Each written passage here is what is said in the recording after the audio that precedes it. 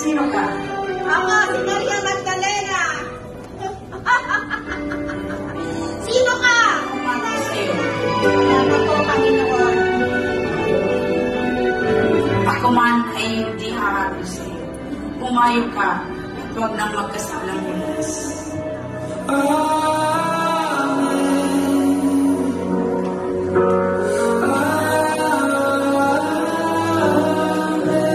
Hospital. Why do you laugh?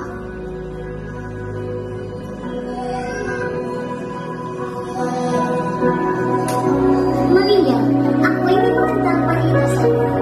Ito ay pinagpala at pinaspastahin ng biyaya ng galing sa Diyos. Maglilihi ka at mamanganak at tatawagin mo siyang Jesus.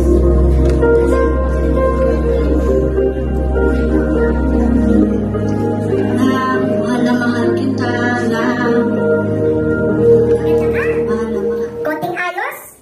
Konting paparlor? Pwede ka maging reyna ng hari. Dadalhin kita kay Hagar at siyang nangangasiwa na mga babae ng hari. Teka lang, Esther.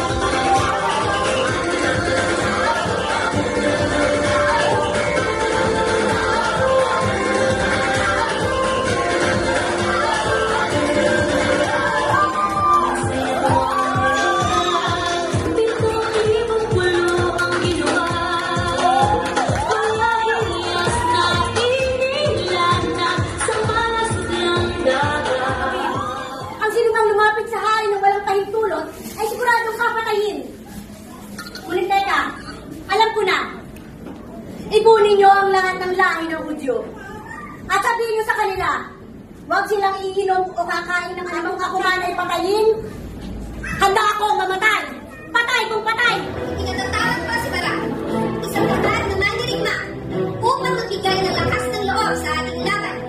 At ito ang magdadala, dapat pagkakaroon ng lakas.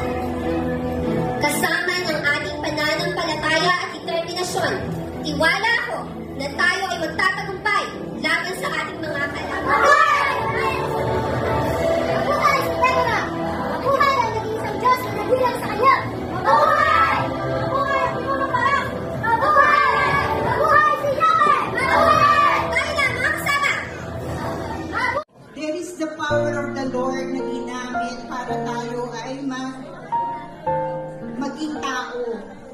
And also, we should not take our existence for granted. O kapatid, no? Huwag mong i-1 Peter 2:9, but you are chosen people, God's special possession, that you may declare the praises of Him to His wonderful light. So kapatid, mahalaga tayo sa Panginoon. Kaya nga, now that we see the worth of a woman, no, dapat proud tayo and we should be thankful to God. Amen po. 139, 13 to 16, so sorry, 13 to 14 lang po yan, no? Hindi ko na lang. For you created my inmost being, you knit me together in my mother's womb.